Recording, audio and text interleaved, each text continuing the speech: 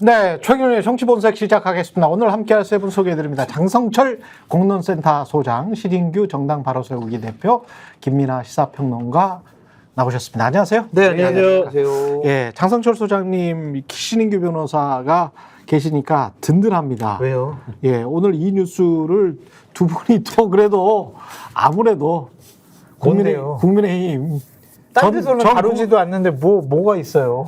지금 뉴스 토마토에서 단독으로 오늘 새벽 6시에 썼습니다. 김건희 여사 4월 10일 40 총선에서 공천에 개입했다. 어마어마한 얘기네요. 예, 5선 중진 김영선 의원에게 지역구 이동을 요구했다.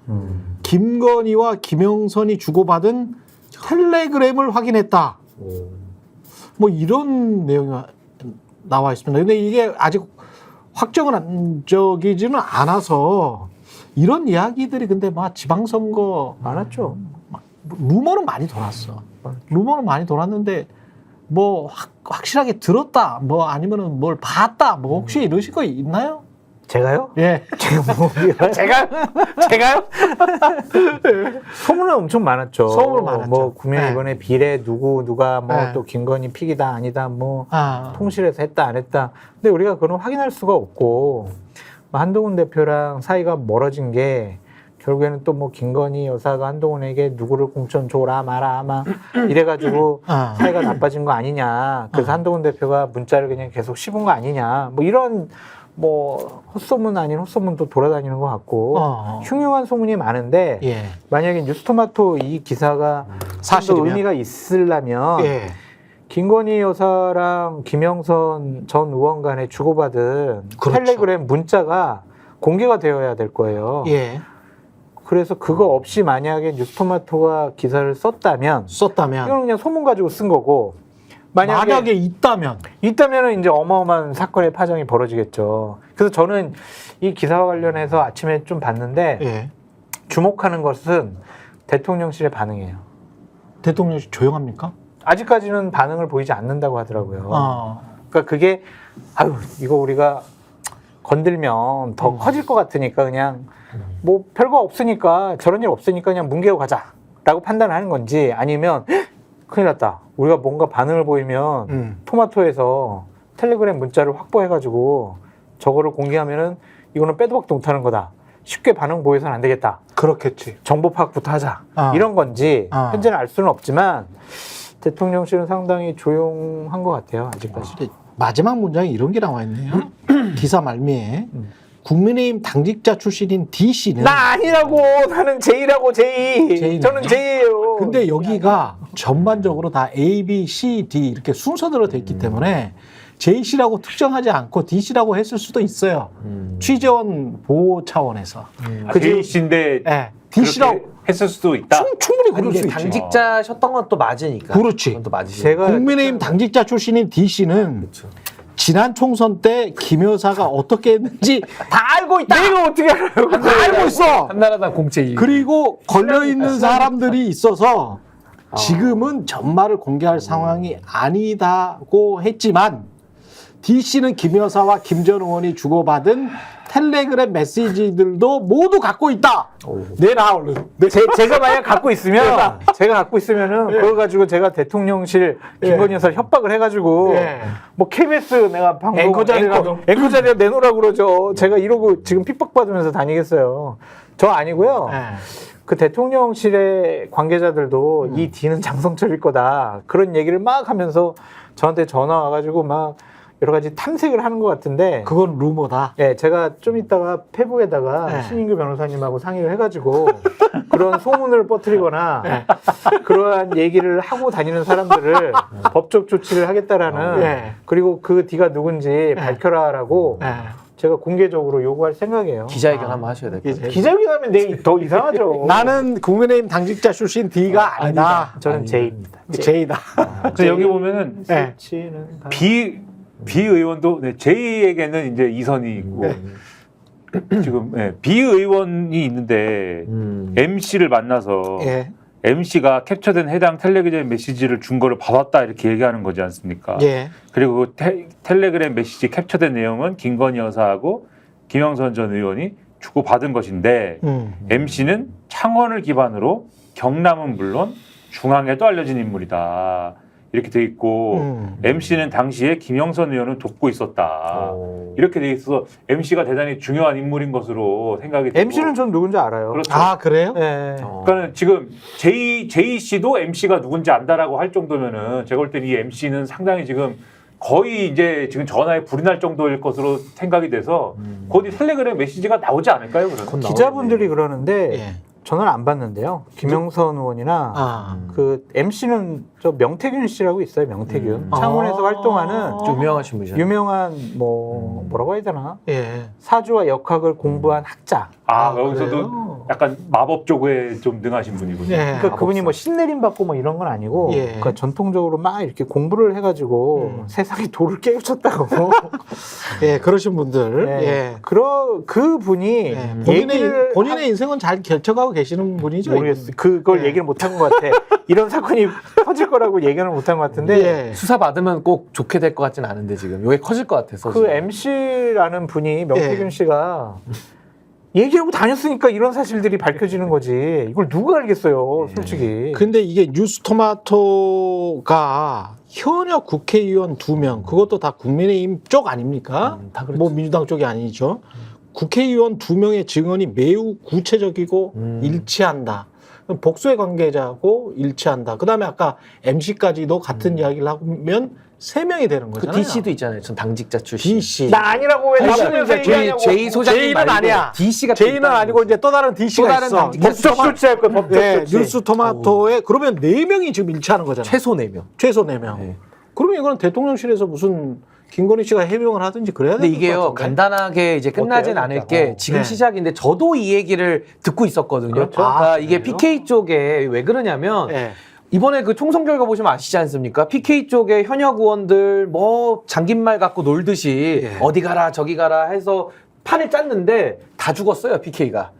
판을 짰는데 다 죽었기 때문에 그 사람들 입장에서 생각해 보면 내가 이렇게까지 희생하고 충성했는데 그렇지. 이제 끝나버렸네? 그럼 정치도 못 하잖아요. 그렇죠. 그럼 그동안에 지역구 옮길 때 지금 나온 의혹만 비춰봐도 아. 김건희 여사가 전화하고 텔레그램하고 다 조율한 거 아닙니까? 아. 그러면서 뭐 이권 없이 그냥 물러나라 했겠어요? 뭐 이거 줄게 저거 줄게 아마 그 이명수 기자한테도 뭐 일로 와 명수 씨 1억 줄게 뭐 이랬잖아요. 그러니까 그런 식으로 뭔가 이권들을 약속했을 텐데 그게 안 지켜지니까 이분들은 죽자 살다 덤빌 수밖에 없는 거고요. 또 하나는 김영선 의원의 특징이 뭐냐면은 이분이 오선 의원 출신이고 이제 그렇죠. 법조인 출신인데 그렇죠. 판사 출신. 그렇죠. 이분이 그 얼마나 권력에 대한 욕망이 강하면 후쿠시마 오염수 국면에 예. 노량진 수산시장에 달려가서 그 세제 풀어놓은 물까지 물을, 나거든. 세제 풀어놓은 그 물고기 똥과 오줌이 들어있는 예. 그 폐수를 갖다가 7번을 먹습니다. 아, 그거 또 굉장히 옆에 앉아있던 힘들어요. 모 의원도 엽기적이지. 예, 엽기적이야. 옆에 있던 모 의원도 2번 같이 먹게 돼요. 왜냐면 같이 먹으라 이러니까.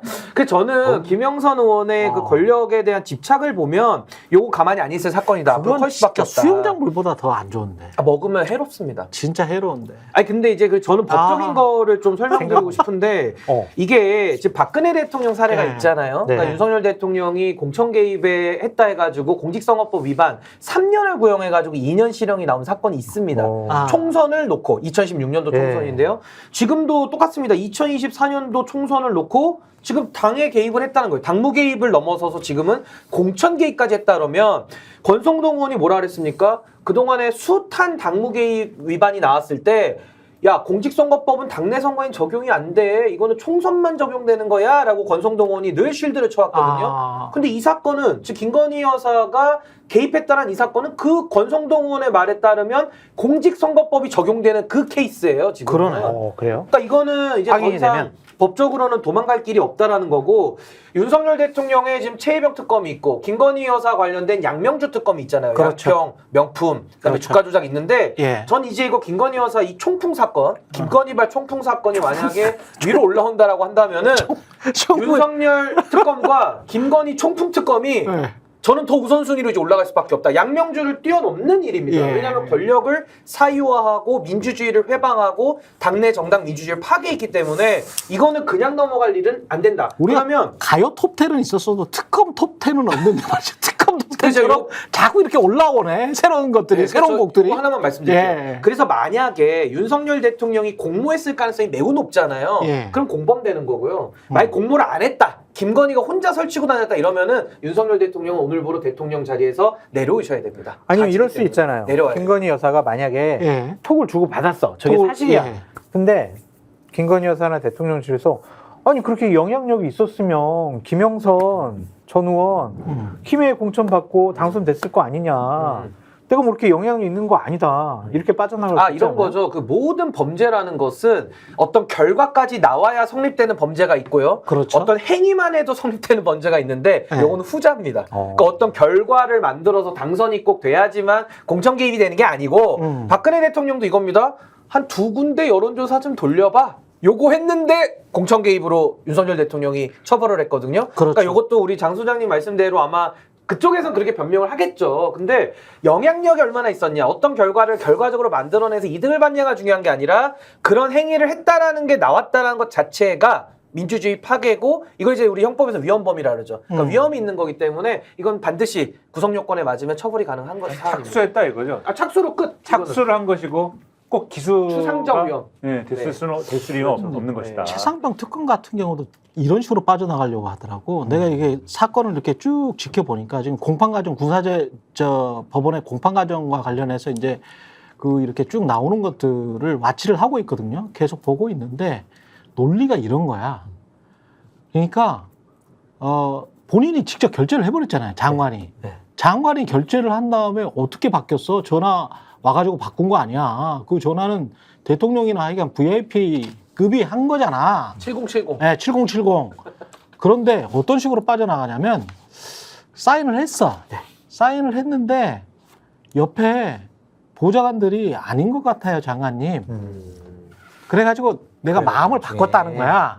근데 그 일시가 대통령실로부터 전화 온 그 일시랑 비슷했을 뿐이지 우연의 일치라는 거지.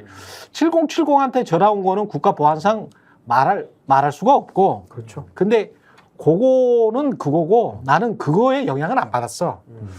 옆에 있는 보좌관들이 이야기를 하길래 국방부에 이게 맞나? 그래 그럼 이첩 보류하자. 그러니까 내가 바보가 되고 법적인 처벌은 피하자 뭐 이런 거죠. 이렇게 지금 가더라고. 근데 그렇게 이제 막 우기니까 아니 이게 법원에서 그 재판을 보고 있는 사람들 얼마나 답답하겠어요. 아니 그거? 근데 그거는 이렇게 보시면 돼요. 네. 그러니까 예를 들면 지금 이 수사 외압이라는 거는 세 꼭지로 나타납니다. 네. 첫 번째가 하명, 네. 누구를 빼라고 그렇지. 한 하명이고 네. 두 번째가 기록 회수. 근거 없이 경북청에 가서 기록을 갖고 온 거. 그렇죠. 세 번째가 박정훈 대령 해임, 보복, 네. 영장 청구. 요 세 가지로 나오거든요. 그렇죠. 그러니까 저는 그거예요. 뭐 사인 바꾼 거 이게 이제 어떻게 보면 스모킹 건이 된 건데 그렇죠. 이제 만약 이종섭 장관을 비롯한 관련자들이 저는 완전히 바보입니다. 저는 태생적 바보입니다를 해서 빠져나가는 건데 네. 그거 좋습니다. 네. 빠져나갈 수 있어요. 그분들은. 그래도 윤석열 대통령의 외압은 사라지지 않는다. 그러니까 이게 중요하다니까. 기록 회수에 대해서는 이미 신범철 차관이 국회 나와서 얘기했어요. 인상 쓰면서 팍 쓰면서 그때 그거는 회수 관련된 전화고 이렇게 얘기를 그렇지. 했어요. 그렇지.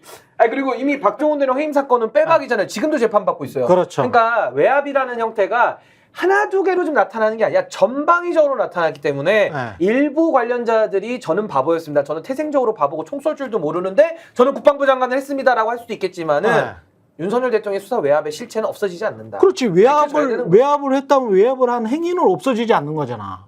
이것도 김건희가 텔레그램 주고받아서 만약에 뭐라고 없어져요. 했다면 그거 안 없어지는 거잖아. 왜 이것도 제보 공작이라고 또 하죠. 뭐 또 누가 제보 공작한 거 아니에요? 또 이제 이렇게 이야기하려나? 사이비 지식인들의 제보 공작으로 또 몰아가. 이 사람은 공작자네. 이 사람은 정당원도 아니고 위장 이 취업 직권이 없기 때문에 직권남용죄가 성립이 안 된다 그러면서 또 넘어가려나? 사이비죠, 사이비. 에? 사이비 기자가 네. 잘못 보도한 걸로 이제 이렇게. 그렇게 그런 거 넘어가나? 말고는 이거 빠져나갈 길이 거의 없고요. 저는 아까 말씀드린 대로 김영선 의원의 그 권력욕을 우리가 다 보지 않았습니까? 총선 전에. 어떻게 수돗물을 7번 마셔요. 전 못 마십니다, 저는. 의원 안 하면 안 했지. 그렇게 못 많이 마셔요. 7번이나 마셨어? 7번을 떠먹습니다. 아니 그거는 영상인데 이거는 뭐 공작이 아니잖아요. 영상 보시면 칠선 됩니다. 의원을 이렇게 7번. 지원하면서. 그래서 먹을만해요, 막 이러잖아요. 옆에 의원도 2번 따라 마시고, 옆에 의원도. 미쳤구나. 엽기적이죠. 그러니까 네. 이분의 이 권력 집착은 수돗물도 마시는 분이기 때문에 전 네. 요거 못 넘어간다. 못 넘어갈 것 같아요. 두 가지를 봐야 될 것 같아요. 우리가 지금 이제 공천 개입만 나왔잖아요. 예. 근데 이 명태균이라는 분과 김건희 여사가 상당히 좀 긴밀했다. 그래요? 아, 이제 이런 기사 내용에서 그런 흔적도 볼 수 있고 아. 소문이 그렇게 막 퍼져 있거든요. 두 분 다 또 이렇게 마법을 믿는 분들이니까 그런 건가? 모르겠어요. 야발라바. 대통령은 술이고 여긴 주술 쪽이. 야발라바 이기야, 야발라바 이기야인데 예, 만약 예. 이런 것들이 또 나오거나 예. 그러면은 공천 개입과 이 역술인의 국정 개입 이 두 축으로 문제가 될 것 같다는 생각이 들고 허허. 이것이 이제 뉴스 토마토 단독으로 그냥 이거 한번 보도나고 끝나면은 네. 이거는 그냥 해프닝 그리고 이제 대통령실에서 세게 이제 법적 문제를 걸겠죠. 그러겠죠? 근데 이제 뉴스토마토가 좋아 우리를 걸었어 자 문자 깐다 문자 간다. 그러면 이제 이거는 큰일 날 정권이 흔들릴 만한 일인 것 같고 아. 만약 뉴스토마토뿐만이 아니라 다른 언론에서 이것을 좀 더 후속 취재하고 심층 취재해서 보도를 해서 여러 가지 논란을 이어가고 국회에서 민주당 의원들이 국정감사 때 이러한 유의 것들을 쭉 뭐 공개하고 까고 공격하고 이러면 상당히 좀 위험스러운 하나의 전조 증상이 나타나지 않았느냐 전 그렇게 좀 파악을 해요. 이 캡처된 텔레그램 메시지가 여러 사람한테 이제 이동됐을 가능성이 높거든요. 텔레그램 메시지는 원래 복사가 안 되잖아요. 그러니까 캡처밖에 안 돼. 그러니까 캡처를 해가지고 본인이 저장을 해놨다가 이거 봐. 만약에 이랬다면 문제가 좀 크게 되겠네요. 뉴스토마토 지도부나 간부들이 그거 없이 이런 기사를 썼다라고 예. 보기는 어렵죠. 안 그래요? 문제가 생기지 않아요? 아니, 쉽지 그러니까 않지. 지금의 쉽지 않지. 윤석열 정부의 대언론관을 보면 이건 정말 없는데 했다 그러면 언론사에 운명 걸고 지금 해야 되는 상황인 그렇죠. 거고 저는 충분한 근거를 갖고 했다라고 볼 수밖에 없는 이유가 이런 얘기가 많이 돌았다니까요. 그 전에 많이 돌았는데 저도 오늘 이제 단독 보도 나오고 나서 야 올 것이 왔구나. 그리고 심지어 저는 일주일 전에 그런 얘기도 듣고 다녔습니다. 뭐가 요 관련된 게 터진다고. 그래? 터진다는 거예요 이번 주에. 그래서 어디서 언제 들었어요? 터지냐? 아니 주변에서 이렇게 사람들 얘기를 하는 걸 듣다 보니까 배우 조종자 아니에요? 아니요. 그냥 듣기만 했는데, 그러니까 저는 이 사안이 윤석열 정부한테 너무 뼈아픈 게 윤석열 대통령 솔직히 뜬 게 뭡니까? 왜 떴습니까, 이분이? 과거에 국정농단 특검할 때 박근혜 대통령 최순실 누구죠? 그 정유라까지 말 탄 것까지 싹 다 뇌물로 엮어가지고 경제공동체 해가지고 뇌물수사 한 거고요. 그렇죠. 그 다음에 공천 개입해가지고 박근혜 대통령 여론조사 2군데 돌린 거, 이 민주주의 파괴범죄라고 하면서 이분들이 다 지금 실형 때린 거거든요. 근데 본인이 했던 걸 지금 그대로 하고 있어요. 그러네. 근데 이거보다 박근혜 대통령보다 윤석열 대통령이 더 못한 자인 게 박근혜 대통령은 자기 치부가 드러났을 때 그래도 특검 받았거든요. 야당 추천한 특검이라도 받고 떳떳하게 그래도 처신을 했어요. 근데 윤석열 대통령은 비겁하니까 받지도 못해 특검을. 박근혜가 낫습니까? 윤석열이 낫습니까? 전 솔직히 박근혜 대통령이 더 낫다고 봐요. 둘을 비교하면. 물론 뭐 연상군이냐 광해군이냐 수준이긴 하지만 그래도 둘 중에 비교하면 자기 특검이지만 아프지만 그래도 받은 사람이 박근혜 대통령이고 깜빵도 갔고 윤석열 대통령은 뭐 그 깜빵 가는 게 무서운 건지 죄가 있는데 숨기는 건지 비겁한 건지는 모르겠으나 어떻게 자기 특검을 자기가 거부합니까? 그럼 이거 김건희 특검 어떻게 할 거예요? 이제 또 올라올 것 같은데. 여권 내부에서 이런 일들이 계속 핵폭탄처럼 터질 가능성이 있고 게다가 이제 7070과 관련해서도 여러 가지 루머들이 아직까지는 돌고 있어요. 예, 그래서 언제 그것도 7070으로부터 전화를 받은 사람이 한두 사람이 아닐 수도 있거든. 예? 그런 루머들이 돌고 있습니다. 그러면 그런 것들이 이제 제보가 되고 그래서 만약에 확인을 7070으로 내가 전화를 받았는데 그 전화를 받은 전화를 건 쪽이 VIP 쪽이었다. 그럼 7070을 쓴 사람은 걔네? 예? 걔가 누군지는 모르겠지만 하여간 뭐 이런 식으로 스토리가 연결될 수가 있거든요. 그러니까 최상병 특검도 결코 죽은 사건이 아니에요. 예. 근데 지금 막 이렇게 대충 이종섭 장관은 대충 얼버무리면서 이런 식으로 내가 요즘 여의도에 많이 나타난대요. 요새 네, 여당 의원들을 좀 많이 만나고 다니죠. 설득을 해야 되나? 아니, 내가 멍청이라는 걸? 아니, 나를 지켜줄 거야? 변호사 지켜주지? 뭐 이런 얘기를 많이 하고 다닌다라는 기자들의 얘기가 있습니다. 그러실까봐 호주로 보낸 건데 그렇게 그런 행태를 보이고 다닐까봐 그냥 아프리카 오지로 보내지 호주로 보내가지고. 그래서 호주로 보냈더니 그게 이렇게 난리가 나고 오히려 그것 때문에 이렇게 되는 건데 근데 김건희 여사의 예를 들면 국정에 개입을 하고 있거나 할 것이다 라는 의심이나 우려 그리고 그게 선거라면 공천에 개입을 했을 것이다 또는 할 것이다라는 의심과 우려. 사실 어느 정파에 소속돼 있든 의심은 다 했어요. 그치. 그 생각 안 하는 사람 없습니다. 여의도 언저리에 있는 사람들. 심지어 제가 이제 그 계속 이제 어떤 보도가 나오는지를 보면서 총선 한참 전에 이제 예를 들면 TV조선, 뭐 조선일보 이런 데 있잖아요. 가장 이 정권을 사랑하고 가장 걱정 많이 해주는 언론 이런 데서 제가 특이하다고 생각한 게 김건희 여사와 친한 사람들이 공천 주문하면 안 된다는 식의 뉘앙스를 계속 주는 것을 느꼈거든요. 그렇죠. 네, 이상하다고 봤습니다. 그 걱정을 왜 하느냐? 근데 이제 이상하다고 봤다는 게 이제 논리적으로 그렇다는 거고 내심 이 걱정을 하는 이유가 있을 거다. 분명히 그 지방선거나 이럴 때 그 이전 선거에 김건희 여사에 대한 얘기가 뭔가 있었기 때문에 총선에서 부적절한 일들이 일어나면 그거 나중에 감당 못하게 된다라는 거를 이 보수의 브레인들이라고 할 수 있는 이 보수 언론의 아주 핵심부들이 알았기 때문에 그거 차단하려고 저런 게 아니냐, 저러는 거 아니냐라고 그 당시에도 해석을 했었는데 제가 볼 때는 그걸 차단하지 못한 후과가 나타나는 것 같아요. 그래서 이철규 의원이라든가 이런 소위 말하는 친윤 핵심들이 공천에서 계속 영향력을 행사하려고 버텼던 거잖아요.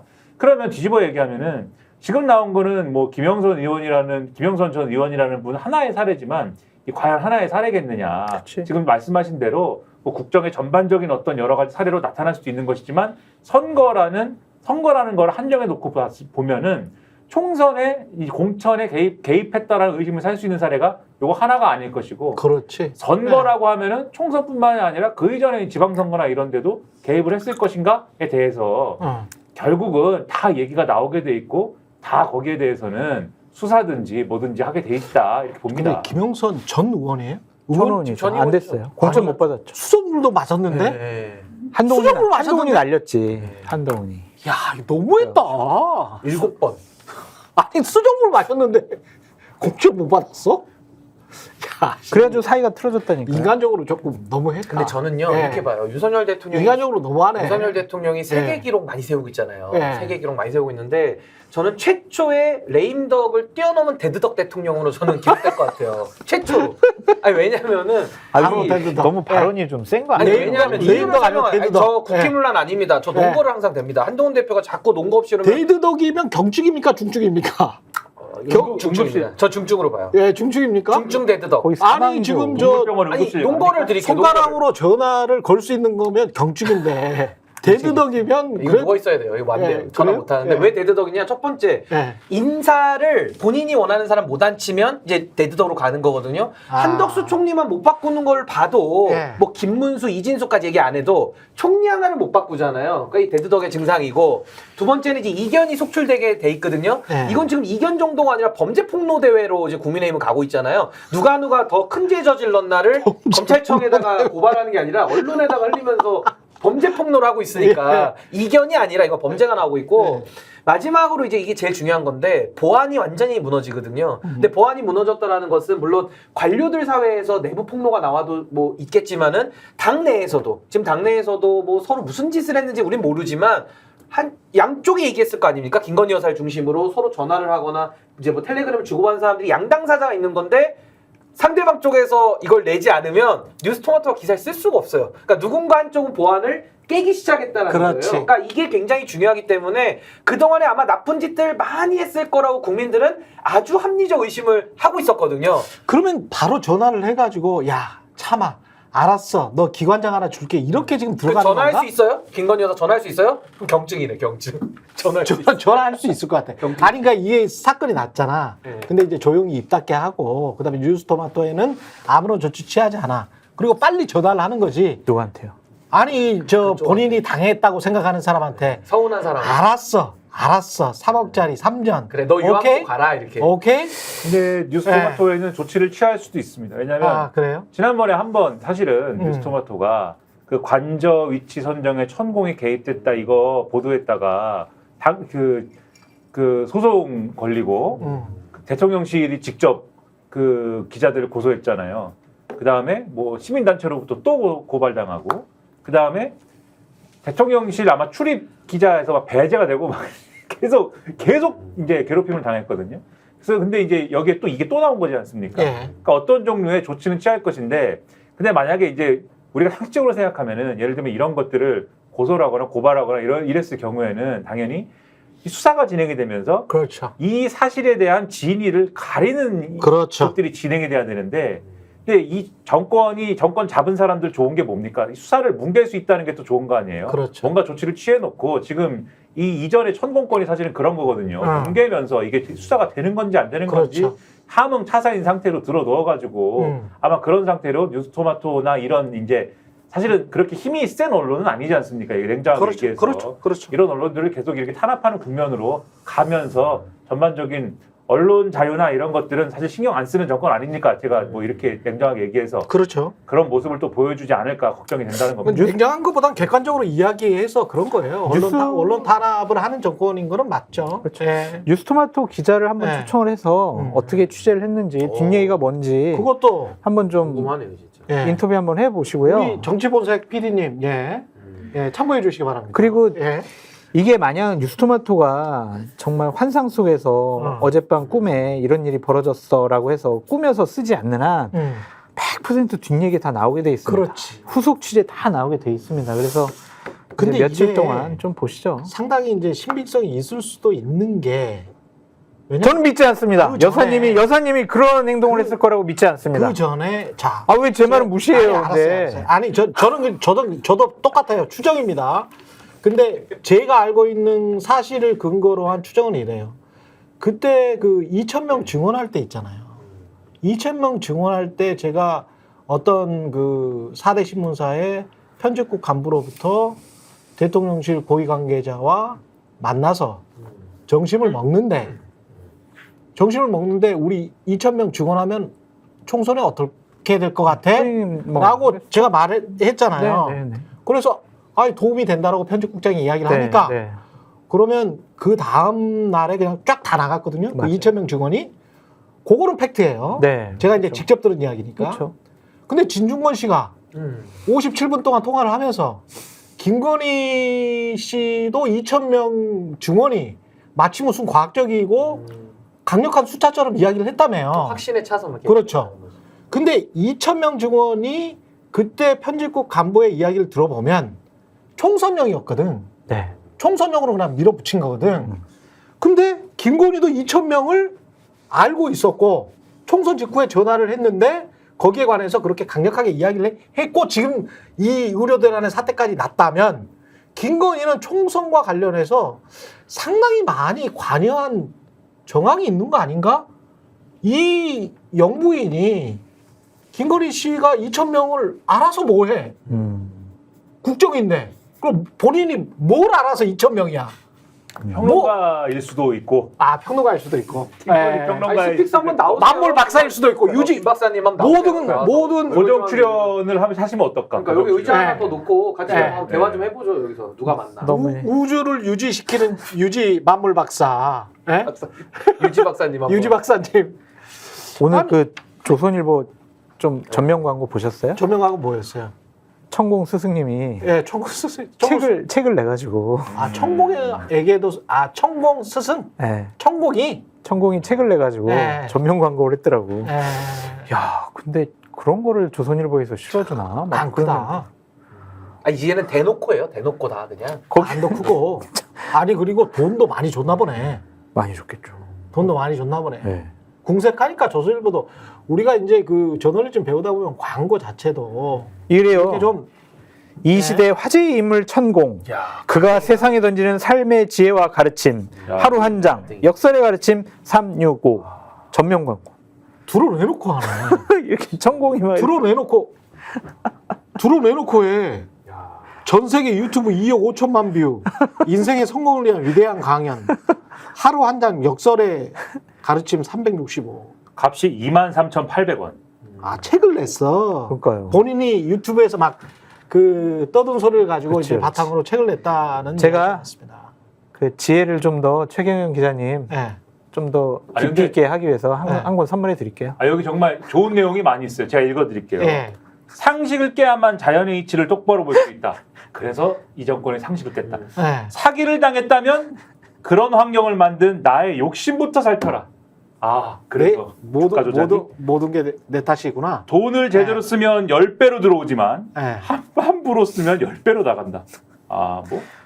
주옥 같은 말이지. 네, 실패한 사람의 조언을 절대 듣지 마라. 똑같이 실패한다. 아니 실패는 성공의 어머니잖아요. 이런 근데 얘기들이 그런 얘기를 하냐. 야, 저거를 조선일보 전면광고. 전면광고. 대단한. 나라가 이게 그냥 순식간에 그냥 3류도 아니고 한 10류 정도로 이렇게 전락하네. 그러니까 아무리 돈을 줘도 저런 광고를 실어주는 조선일보 참. 돈이 없었나 보지. 뭐. 아니 근데요. 힘든가 봐. 저는 이번에 네. 이 김건희 총풍 사건 있잖아요. 이거 그대로 넘어가. 아니, 왜냐하면 거의 네. 총풍급으로 저는 봐요. 네. 왜냐하면 한두 개를 개입했다고 보여지지 않아요. 그러니까 예를 들면 김건희 여사가 253개 지역구가 있는데 유독 김영선 것만 건드립니까? 아이, 말이 안 되잖아요. 김영선 건들면은 옆에 또 빼야 되잖아요. 그렇죠. 아니, 다 자리가 차 있는데. 네. 그러니까 이거는 어느 한 군데만 건드렸다고 볼 가능성보다는 네. 김영선 쪽을 건드렸다 그러면 다 건드린 게 맞는 거예요. 제가 볼 때는. 그렇죠. 이게 논리적으로는. 네. 그러니까 이거에 대해서는 정당에 개입하면 당무 개입으로 정당법 처벌받아야 되는데 지금은 총선 앞두고서 개입했기 때문에 이게 사실로 드러나면 이건 공직선거법 위반으로 갑니다. 크네. 박근혜 대통령은 그러면 왜 처벌받고 김건희 윤석열은 왜 면제돼야 되는지를 설명을 해야 돼요. 대통령실에서. 아니 근데 제가 진짜로 여쭤볼게. 아니 아무런 권한이 없는 자가 그냥 했어. 그래서 직권남용 아니다 이렇게 할 때는 어떻게? 아니 그러니까 이건요. 공직선거법이야? 아니요. 이렇게 가야 네. 돼요. 김건희가 단독으로 했다라고 한다면 네. 윤석열 대통령 오늘자로 사임해야 된다니까요. 단독으로. 아니 그럼 했다면? 바보라는 걸 아까 이종섭 예를 들어 뭐 모르고 네. 있다고 바보 인증하고 다닌다는데 만약에 본인이 이거 김건희가 다 설치고 다녀서 한 거라고 밀잖아요. 윤석열 대통령 오늘부로 내려와야 되는 거고 완전히 무능자백이고 당연히 대통령을 통해서 하지. 아니 그 명품백도 똑같습니다. 김건희가 혼자 받았으니까 청탁금지법에 처벌조항이 없다는 거예요. 네. 그러면 제가 반대로 물어볼게요. 김건희를 보고 왜 줍니까? 아니 김건희를 보고 뇌물을 왜 줘요? 그렇죠. 김건희가 매일 밤 같이 사는 윤석열 대통령 삼시세끼 같이 먹는 그 권력자를 보고 주는 거거든요. 그래서 공범인 겁니다. 그게. 그리고 윤석열 대통령이 만든 법리 있잖아요. 아주 편안한 법리. 경제공동체. 경제공동체. 경제공동체는 싹 묶여요. 전사위까지도. 그리고 정유라 말 타는 것까지도 묶이는 겁니다. 정유라. 정치 공동체는 없어요? 경제공동체. 아니, 법적으로 좀 만들어냈잖아요. 정경공동체야. 정경공동체. 이거는 이제 예. 정경운이죠. 예. 정명공동체까지. 정경운. 이거는 정경운 공동체. 정경운이네. 모든 공동체야. 그러니까 예. 윤석열이라고 쓰고 김건희라고 읽고요. 김건희라고 쓰고 윤석열이라고 답하는 거예요. 근데 나는 707도 같이 모르는데 쓰는 거지. 아니 심지어 침실도 같이 쓸 거 아닙니까? 부부 관계니까. 그렇지, 당연히. 같은 집 살잖아요. 전화도 같이 쓰고. 아니 김건희가 네. 윤석열이고 윤석열이 김건희지 그 어떻게 분리가 됩니까? 그러니까 제가 아까 이건님 말씀을 드리고 싶은 거는 직권남용, 뇌물 이런 거 다 공무원 범죄거든요. 네. 근데 이 공무원 범죄를 공모해서 같이 하면 같이 공범으로 처벌받기 때문에 그러네. 윤석열을 수사해야 된다는 거 윤석열을 제가 볼 때는 그리고 아마 이제 최순실도 처벌받았는데 여기 진짜 국정농단인데. 그러니까 이런- 만약에 이거가 사실이면 뭐 이런 네? 매우 것들이 심각한 겁니다. 매우 심각하네. 밝혀지는 게 언론사나 뭐 일반 개인들이 두려워하게 되면 네. 그 기사에도 나온 거 보면 한 의원이 좀 국회에서 좀 본인이 법적 처벌을 받지 않도록 면책 특권이 있는 국회에서 그렇지. 본인이 그 질문과 증거 자료를 제시를 통해서 근데 현역 의원이 그럴 이유가 뭐가 있어요? 본인은 의원이 됐는데 나라의 정의를 위해서 나라의 정의를 위해서 마지막 남은 약. 도저히 이거는 도저히 안 된다. 그러면 이거는 내부 반란이고 특검으로 갈 수밖에 없고 그러면은 국민의힘은 이 사건 하나로 평지풍파가 일어나는 건데 끝나는 건데. 당시에 공천에 대해서 네. 특검을 해야 됩니다. 특검을. 총풍 뭐 특검 해야 돼. 총풍 특검. 공천을 다 뒤져봐야 돼요. 네. 그러니까 그 당시에도 한동훈 당시 비대위원장이 올 때부터 제가 아까 조선일보 TV조선 얘기했잖아요. 예. 당시 TV조선이 뭐라고 보도를 했냐면은 저는 이제 지역적인 거 말씀드리는 건데 예. 보도에 저는 이 대목이 왜 나올까가 좀 궁금했어요. 그러니까 뭐라고 돼 있냐면 이제 한동훈 비대위원장이 오면 막 공천 뭐 논란, 공천 압박 이런 걸 할 텐데 그런 거에 대해서 뭐라고 얘기를 하냐? 아마 압박을 받을 것이다. 누가 압박을 받냐?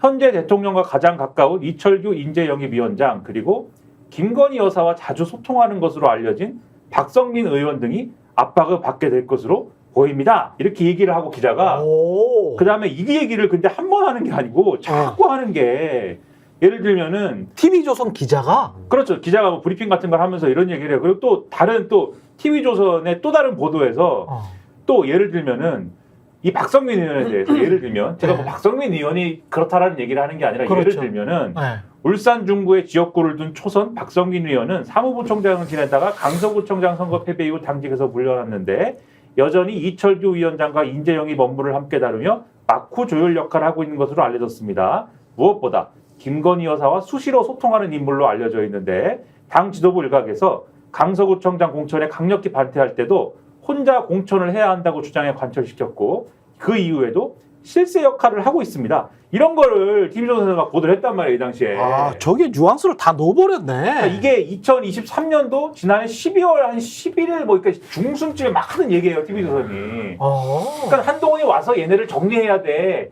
요 얘기를 막 하는 거 했던 거죠. 그때. 근데 이후에 진행된 상황을 보면은 이 박성민 의원은 뭐 어떻게 되는지 모르겠는데 그때도 이제 물밑에서 있었으니까 이철규 의원은 계속 자리를 지키면서 공천에 관여했잖아요. 그리고 이후에 혼자 나와가지고 기자회견하고 막 반발한 걸 보면은 한동훈 비대위원장하고 공천과 관련해서는 갈등 구도를 형성했던 거잖아요. 그러면 사실 요런 얘기에 어떤 배후 논리를 잘 생각해 보면은 공천을 어떻게 할 거냐를 두고 김건희 픽과 한동훈 픽이 뭔가 충돌했구나 이런 그림을 우리가 막 상상할 수 있게 되는 거죠. 그러면 다 뒤져봐야 된다 이거는. 상상만 하세요. 아니 이게 지금 저 굉장히 합리적인 게 조선일보는 여권 내 소식통이 많다라는 전제, 그거는 뭐 거의 모든 시청자들이 다 인정을 하실 거고, 그런 상황에서 한동훈 지금 현재 조선일보의 스탠스나 TV조선은 제가 어떤지는 모르겠습니다만은 조선일보의 스탠스 같은 경우는 완전히 이제 한동훈으로 돌아섰다라고 언론계에서는 다 그렇게 평가를 하고 있습니다. 최소 이제 기자들은 그렇게 평가를 하고 있어요. 정치부 기자들은 조선일보는 완전히 이제 한동훈 편이다. 한동훈 대통령 만들기에 이미 들어섰다. 그러면 저게 2023년 기사인데 조선일보는 마치 최순실 사태를 이미 예견했듯이, 그때 누구였어요? 누구였죠? 그 정윤회. 뭐 그 상황이나 뭐 이런 것들을 다 이미 알고 한 2년 동안 가지고 있었잖아요. 가지고 있었듯이 이게 너무나 국정농단이 될 가능성이 농후한 사건들이 내부에서 일어나고 있는데 그 핵심에 김건희 여사가 있는 것 같다라는 그 뉘앙스를 지금 계속 던지는 거잖아요. 계속 던지면서 견제구를 날린 거야. 그래서 한동훈이 비대위원장으로 오면은 이분들을 정리를 해줘야 돼. 그렇지. 이렇게 하는 거죠. 이대로 가다가는 본인들이 공멸. 지켜야 하는 여당이 망해. 공멸되는 거죠. 국민의힘이 망해. 이거 안 되겠어. 차츰차츰 페이드아웃 시켜야 되겠어. 이런 추정이 충분히 가능하네. 그리고 지금은 이제 완전히 한동훈 편으로 갔거든. 한동훈 편으로 갔어. 그래서 그런 얘기 있어요. 그러니까 지금 보수 쪽 언론이나 보수 쪽에서 판을 짜는 사람들은 이거 김건희 어떻게든 해결을 해야 된다. 그렇지. 그러니까 예를 들면 윤석열 대통령이 현재 상황을 타개하려면 김건희를 수사받게 해서 구속을 시키든지 아니면 최소한 이혼을 해서 법적 관계 정리를 하든지 아니면 그것도 이두저도 다 싫다. 그 윤석열 대통령 본인이 그냥 책임지고 그렇죠. 대통령직에서 내려와서 그냥 자연인으로 가든지. 그게 제일 셋 중에 하나. 그게 제일 브라보야. 셋 중에 하나 해야 된다. 지금 이런 얘기들이 나올 수밖에 없는 거예요. 세 번째 저는 찬성. 그래요? 네, 서로 간에 다 그게 제일 근데 좋아. 저는 유시민 작가랑 생각이 좀 다른 게 무슨 영구 사면 이런 얘기 하시고요. 논리 무슨 크러시파인가? 그런 거 할 필요 없지. 저는요 그건 반대입니다. 왜 영구적으로 처벌 안 합니까? 반드시 처벌해야지.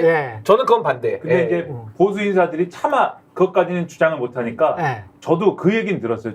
꽤 진지하게 진짜로 이혼을 해야 된다. 법적으로 분리시켜야. 꽤 진지하게 말씀하시는 분이 있었습니다. 경제 공동체니까 부부 사이. 그 정도다. 대선 전부터 그 이야기는 계속 있었죠. 이혼에 관한 이야기는. 잠시 광고 보고 오늘 사실은 원고에 나와 있는 거 하나도 못했어. 하나도 못했습니다. 30초 후에 돌아오겠습니다. 아니 왜 아직도 3년간 같은 통신사 인터넷 계속 쓰고 계세요? 인터넷 가입 시 48만원 유심 경종 시 추가 혜택이 주어집니다. 인터넷 비교원 통해 인터넷 가입하고 지인에게 홍보해주세요. 지금 문고에 인터넷 비교원 검색 후 30만원 감동 행복 비교해보세요.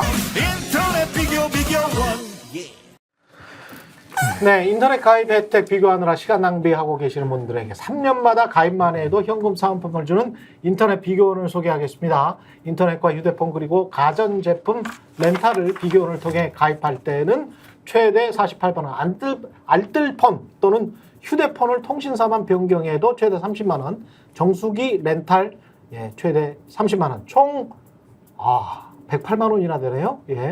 최대 받을 수 있는 현금 혜택 108만 원입니다. 현금 사은품 혜택을 원치 않을 경우에는 삼성 55인치 TV로 선택이 가능하며 인터넷 신규 가입 후 소개한 친구가 가입할 때마다 신세계 상품권 4만 원을 무제한으로 드리는 이벤트가 진행 중입니다. 그리고 가입할 때 스픽스 유튜브 보고 왔다고 말씀해 주실 경우 고함량 비타민 B가 들어있는 웰세이브의 비타민 B 제품을 드리는 이벤트도 진행 중입니다. 지금 바로 1670-2571로 연락 주시거나 네이버에서 인터넷 비교원을 검색해 보시기 바랍니다. 예, 광고 관련해서 진짜 인터넷으로 이렇게 전화 받아서 저렇게 하면 훨씬 비용 절감이 되니까 저 정도를 더 혜택을 줄 수 있는 것 같아요. 근데 진짜 정말 너무 아까워요. 제가 대리점 가서 내가 물어보니까 내가 그걸 확인했다니까 아 저렇게 못 주는구나. 아니 제가 휴대폰이 지금 3년이 넘어가지고 이번에 바꿔볼까 해가지고 네. 우리 목요일날 나오면 계속 광고를 해주시길래 그렇죠. 나 여기 해가지고 좀 집에 1층의 인터넷도 바꾸고 네. 좀 해야지 그랬더니 저번 주에 네. 와이프가 자기 휴대폰 바꿔버렸다고 딴 데 해가지고 딴 데 다 해가지고 비교를 좀 하고 아, 그러니까요. 바꿔야 될 것 같아요. 딱 그 포인트를 잡아서 사업을 하시는 분들 같습니다. 지금 우리 윤석열 정부는 특활비를 포인트로 해서 국정을 운영하시는 분들 같아요. 특활비 쌈짓돈이 2,792억 원이야? 2,792억 원? 예, 전년보다 134억 원 늘어났습니다. 이분들은 실질 특활비의 감소가 전혀 없는 분들이네. 그러네요. 예. 공무원 월급도 3% 정도 늘었고요. 예, 일괄적으로. 특활비는 5% 늘었습니다. 아니, 이거 그 뉴스타파에서 많이 보도했는데 이상한 데 쓰는 것 같은데? 맨날 고기 먹고 이런 데 쓰는 것 같은데? 뭐 네, 자기들끼리? 염소고기 먹고 한우 먹고 또 네. 뭐 할로윈 때 케이크 싸고 뭐 그랬다는데 그리고 맨날 보안이라 그래. 그거는 보안이 아닌데요. 네. 저는 특활비를 그렇게 쓰라고 준 거예요. 그러니까 아, 밥 먹으라고? 이제 예를 들면 검찰에 주는 거는 검찰에 수사비가 적으니까 그리고 월급도 적으니까 뭐 날 새서 수사도 해야 되고 혹시 수사관들 잠복 근무도 해야 되니까 그 경비를 보존해주는 차원에서 특활비를 주는 건데 또 예를 들면 또 어떤 마약 수사를 하게 되면은 네. 또 이제 정보원에게 또 밥도 사주고 어떤 좀 활동비도 좀 주고 뭐 그렇게 쓰라고 한 건데 그 정도로 유능한 수사관이 많지 않아요. 그럼 지금은요? 마약 정보 그 생활비로 쓰는 거예요 지금? 지금 다 생활비로 쓰는 거잖아요. 옛날에 홍준표 시장이 홍준표 의원처럼 그냥 사모님한테 갖다 드리는 거 아니야. 월 3천만 원 갖다 줬다고. 아니 특활비. 뭐 네. 그 뭐 월급 받아서 준 거랑 특활비 받아서 준 거랑은 우리가 구분할 수가 없으니 제가 드리고 싶은 말씀은 특활비를 그렇게 쓰는 것으로 용도를 정해놓고 특활비를 썼다라고 문제 삼는 것은 저는 그게 문제가 있다고 생각이 들고 아니 하나만 더 말씀드릴게요. 하나만. 업무 추진비가 또 있잖아. 아니 그러니까 특활비를 저는 이렇게 논란이 되는 특활비를 없애버리고 네. 업무 추진비로 다 바꿔야 돼요. 그래. 그래야 증빙도 남고 그래. 이거를 허투루 못 쓰죠. 업무 맞아요. 추진비는 네. 현금으로 안 주거든. 그러니까. 카드로 주거든. 그러니까. 증빙이 돼야 돼. 그러니까 이거는 생활비로 쓸 수 없는 거야. 네. 그러니까 저는 정부에다가 국회에다가 그냥 다 특활비 없애버리고 업추비로 해라. 그렇게 말씀드리고 싶어요. 저는요 요즘에 이게 이제 특활비라는 게 특히 이제 검찰인데 예. 수사에다가 이제 갖다 쓸 때 그렇죠. 보안 때문에 이제 사실은 특활비로 해가지고 현금을 주고 했던 거거든요. 예. 왜냐 국정원은 말할 것도 없는 거고요. 근데 전 지금 검찰에게 묻고 싶어요. 수사도 안 하잖아요, 솔직히. 안 그리고 안 해야 될 수사 열심히 하고, 그러니까 해야 될 거 안 하고 안 해야 될 거 열심히 하는 검찰이 뭐 이렇게 특활비 가지고 국민들이 물어보면은 아 수사 중이고 보안상이다 지금 이렇게 얘기하는데 네. 뭐 윤석열 대통령도 지금 똑같이 굴고 있지 않습니까? 뭐 사우나 드레스룸 만들어도 이것도 뭐 보안이니까 뭐 다 못 밝힌다. 그러니까 완전히 특활비 관련된 논리를 지금 대통령도 쓰고 있어요. 그러니까 전 이런 식으로 가는 건 국민의 신뢰 떨어뜨린다. 자기들 쌈짓돈이 아니거든요. 국민의 세금입니다. 그래서 저는 수사나 보안을 위해서 필요한 돈들이 있을 수 있어요. 그 외부에서 뭐 감사하기도 불편하고 알려서는 안 되는 부분도 분명히 있습니다.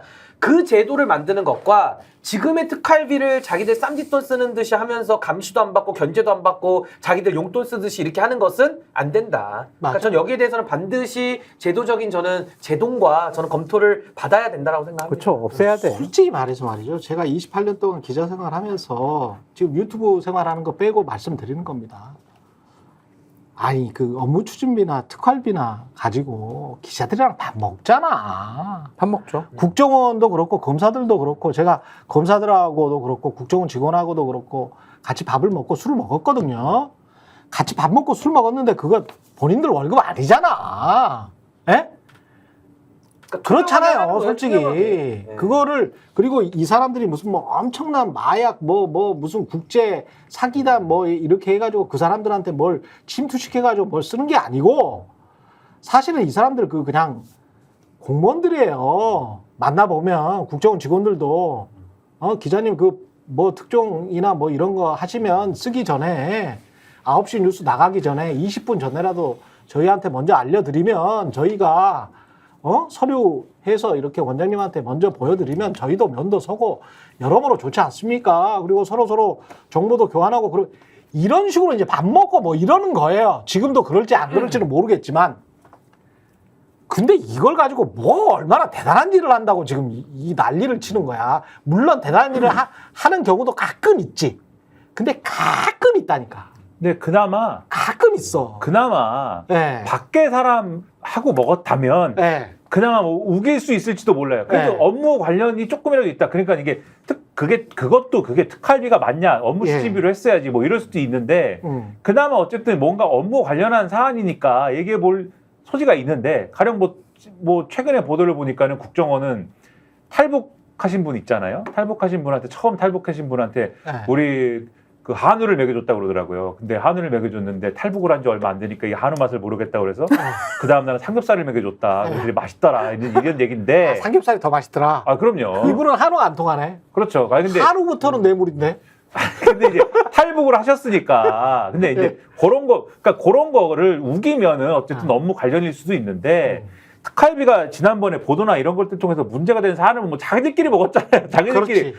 고깃집을 수사한 게 아니면 설명이 안 되는 거를 했잖아요. 아니 잠복근무 하다가 네. 배가 고파가지고 한우 먹었을 수도 있잖아요. 잠복근무하다가 왜 영화에서 그러면 계속 컵라면 먹는 것만 나와?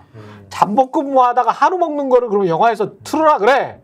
그러면 아니, 근데 국민들이 믿지. 왜 저한테 그래요? 아니 근데 잠복근무를 그렇게 대규모로 했다는 것은 이해가 안 되기 때문에 제가 볼 때는 유일하게 설명이 되는 방식은 고깃집을 수사한 것이다. 고깃집을 수사하기 위해서 이것들이 투뿔이 아니라 원뿔을 썼군. 뭐 그런 거를 네. 하기 위해서 단체로 가가지고 이 먹으면서 수사를 했다고밖에는 볼 수 없는. 근데 아닐 거지 않습니까? 그러니까 그런 거를 특활비로 썼으니까는 지금 뭐 문제가 되고 뭐 이런 거 아니에요. 그러니까 말씀대로 특활비는 없애버리자. 이게 뭡니까? 근데 이게. 막 걔 안보비, 정보보안비 이런 것들 막 늘리고 너무 숫자가 많아. 그러니까요. 와 국정원에 편성된 안보비, 특활비 1조 8천억이에요. 그리고 이것도 말이죠. 기자들 순치시킬 때하고 똑같은데 사실 전두환 정권 때부터 말이죠. 우리나라 이 구조가 지금 대기업은 거의 다 바뀌었습니다만 공기업이랄지 KBS랄지 뭐 기자 집단들 그리고 이제 공무원들도 비슷한데 기본급을 적게 해주고 각종 수당을 많이 주잖아요. 이런 식으로. 그리고 그 수당을 가지고 빼먹고 아까 이제 월급 적다고 말씀하셨는데 빼먹고 집으로 사실상 가져가고 본인들 밥 먹는 데 쓰고 뭐 이러잖아요. 그럼 세금을 덜 내요. 맞네. 세금을 덜 내. 그거를 전두환 정권 때부터 이제 페이버를 준 거거든. 맞아. 그래서 기자들 같은 경우에 취재 수당이나 뭐 이런 걸로 다 돌렸어. 예. 다 돌려가지고 본인들이 받는 월급은 대기업 이상이 되는데 기본급만 보면은 중소기업으로 보여. 근데 착시 효과이네. 착시 효과 플러스 세금 절세 효과가 있습니다. 네. 그거를 전두환 정권에서 사실은 이제 기자들 꼬시기 위해서 맞아요. 기자협회에다 페이버를 준 겁니다. 그런 식으로. 근데 이거를 사실은 공무원들이 똑같이 하고 있는 거야. 검사들이, 국정원 직원들이. 그래 본인들 월급 작다고 계속 그러는 거야. 예? 그리고 난 다음에 나중에는 그분들은 이제 조금 이따가 연금 이야기해야 되는데 연금도 바로 받잖아요. 그게 말이 안 되지. 그러니까 국민들이 봤을 때는 당신들이 뭐 월급이 작어. 실제로 밥 먹고 뭐 이러는 거는 다 공짜로 쓰고 실제로 월급은 다 세이브 하잖아. 그리고 난 다음에 어디 가서 공공기관 취업해가지고 이사장 하고 아니 뭐 전무 뭐 감사 뭐 이런 거 하고 뭐 돌아다니고 거기서 정보 취득한 걸로 뭐 땅 투기 했고 그게 한국의 대한민국 역사의 30, 40년 아닙니까? 그러니까 공무원들 못 믿고 이러는 거지. 아니, 그러니까 저는요, 잠복하는 거 얼마 드는지 빨리 계산해가지고 예. 잠복을 묻진 않을 테니까 예. 얼마나 잠복해서 뭐 라면 먹고 했는지 그 비용 나오잖아요. 그것만큼 정말 필요하다 그러면 우리가 부분적으로 그걸 허용해 줄 수도 있겠지. 아니 라면에다 필요하다면. 전복이랑 낙지 넣어서 먹었나 보죠. 아니 근데 그게 아니라 그러면 뭐 기자들 만나서 밥 사주고 술 사주고 전 그것도 필요하다고 봐요. 네. 대신에 투명하게 하라 이거예요. 그렇지. 투명하게 해서 관리받게. 아니 밥 사 먹고 계산 대신해서 기관을 위해 쓴다 그러면 투명하게 하면서 검증받으면 됩니다. 그럼 거의 책임을 물을 수 있기 때문에 그게 아니라 지금처럼 퉁으로 줘가지고 자기네 맘대로 이걸 어디다 갖다 줬는지 뭐 공작비 썼는지 뭐 했는지 이건 안 된다. 보너스 개념으로 사용하면 안 되죠. 그렇죠. 제도 개선 반드시 해야 돼요. 10분밖에 안 남았는데 네. 연금 이야기 합시다. 연금을 연금. 생각한 대로 제가 그 처음에 윤석열 저번 주에 대통령 우리 얘기했었죠. 그렇죠. 국정브리핑에서 나왔을 때 야 이거 갈라치기다 라고 이야기한 그대로 그냥 해버리네. 그대로. 예, 그러니까 청년층이라고 하는 사람들 근데 그 사이에 있는 사람들 있잖아요. 가령 76년생. 예? 76년생은 지금 중장년층으로 분류됐어. 근데 나는 76년 12월이야. 그리고 어떤 사람은 77년 1월이야. 그러면 77년 1월부터는 그 청년층으로 분류되기 때문에 이 사람은 연금이 조금씩만 올라.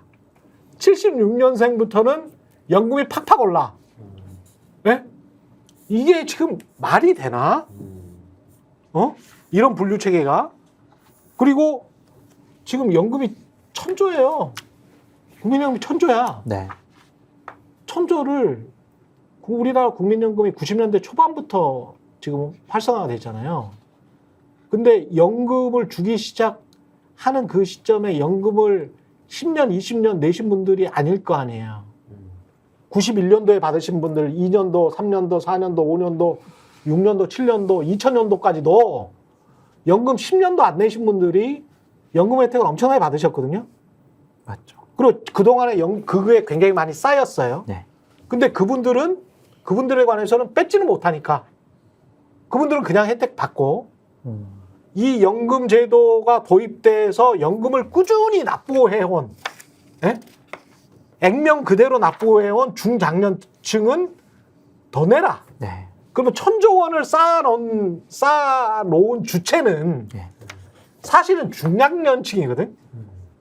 이거는 산업화 세대하고는 전혀 다른 문제입니다. 그렇죠. 역사가 90년대 초반부터 시작됐기 때문에 이른바 이제 X세대부터예요.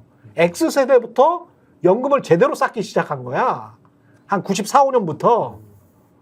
그러면 그 전에 사람들은 기여도 별로 없었는데 연금은 훨씬 더 큰 혜택을 받아가시고 그 중간에 1000조를 지금 쌓고 계속 쌓고 있는 중장년은 야 허리 더 휘어. 그래서 더 많이 연금 내. 니들은 나를 찍지도 않았잖아. 4060은 또 뭐 그렇게까지 생각하면 아니 저는 그렇게 생각할 수밖에 없잖아. 그리고 난 다음에 이제 젊은 세대. 야, 젊은 세대 이대남은 지난번에 준석이랑 한번 해줬지. 그러니까 조금씩 내. 조금씩 내. 이게 세대 갈라치기이지 이게 뭐야. 어떻게 이런 발상을 하냐고. 국회에서 이것은 충분히 좀 여야가 논의를 하게 될 것으로 보여지고요. 저는 어쨌든 연금 개혁은 해야 된다고 좀 생각이 듭니다. 그래서 이 개혁안이 최경영 앵커님께서 말씀하신 것처럼 세대 갈라치기인지 아니면 어쩔 수 없는 선택인지는 좀 국회 과정에서 좀 논의해봤으면 좋겠고 거듭 말씀드리지만 국민연금뿐만이 아니라 사학연금, 공무원연금, 군인연금 이것도 손 봐야 돼요. 안 그러면 그 연금 충당 부채 때문에 나라의 재정이 흔들릴 수가 있거든요. 그래서 저는 참 잘했기도 하지만 위험스러운 것은 정부가 국민연금에도 어느 정도 국가가 보장해 준다라는 규정을 넣었잖아요, 이번에. 그거 잘한 거야. 잘한 건데 참 재정이 감당할 수 있을까? 그런 걱정도 있어요. 아니, 그러니까 지속 가능할 수 있을까? 지난번처럼 국회에서 나온 것처럼 세대 갈라치기 하지 말고 정상적으로 그렇게 하고 그다음에 여기서 빠진 게 GDP의 1%를 국가에서 보조하는 선진국처럼 그래서 2,000조 원 정도의 GDP 중에서 20조를 지금이라도 투입을 하면 그거 가지고 수익이 또 남기 때문에 20조 원의 6%면 얼마예요? 6, 12. 1조 2천. 1조 2천억이 최소 1조 2천억이 계속 수익이 남아. 그러면 연금이 많을 때 더 쟁겨놓자. 예? 그러니까 올리는 걸 저는 반대하지는 않아요, 솔직히. 올리는 거 반대하지 않지만 그냥 과거에 혜택 보신 분들도 어쩔 수 없잖아. 그리고 현재 뭐 어쩔 수 없으니까 그거를 세대 갈라치기 하지 말고 전반적으로 올리면서 또 보장도 해주면서 그런 제도가 이미 나왔는데 왜 이렇게 분란을 만들고 갈등을 증폭시키는 이런 짓을 하냐는 거죠. 속에 사심이 있지 않는 이상 속에 마가 끼었어, 이 사람이. 한번 구술해야 되나?